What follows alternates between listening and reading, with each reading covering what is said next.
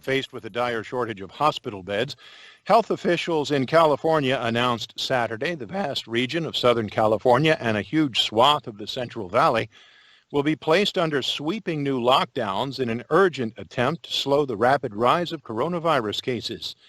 The California Department of Public Health said the intensive care unit capacity in both regions' hospitals had fallen below a 15% threshold that triggers the new measures, which include strict closures for businesses and new controls on activities.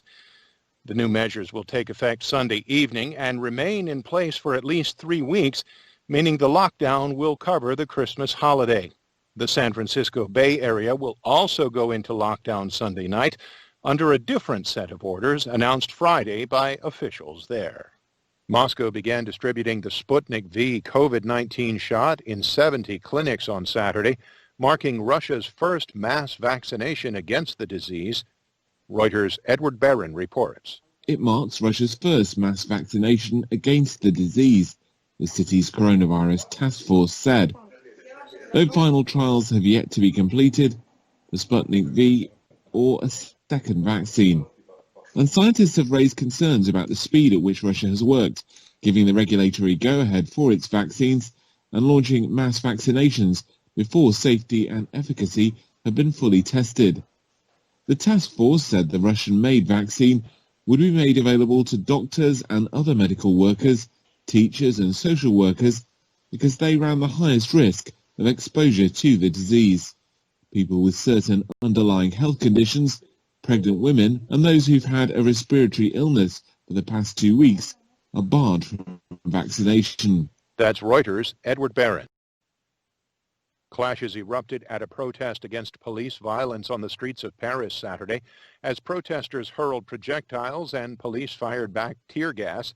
Reuters' Lucy Fielder has more. A standoff on the streets of Paris as dozens of hooded protesters hurled projectiles at riot police, smashed up shop windows, torched cars and burned barricades during a demonstration against police brutality.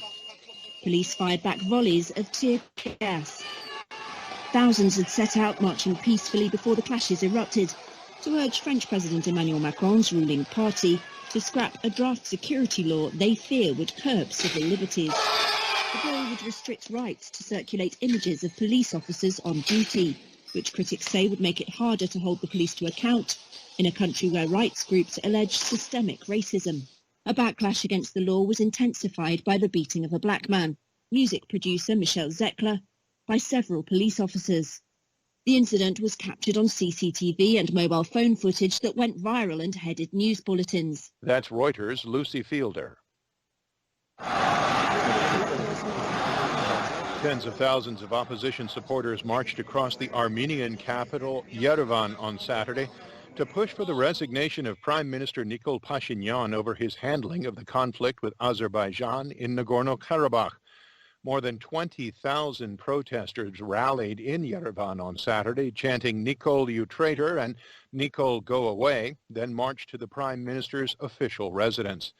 Armenia's opposition parties warned Pashinyan there would be civil disobedience across the country if he does not resign by noon on Tuesday.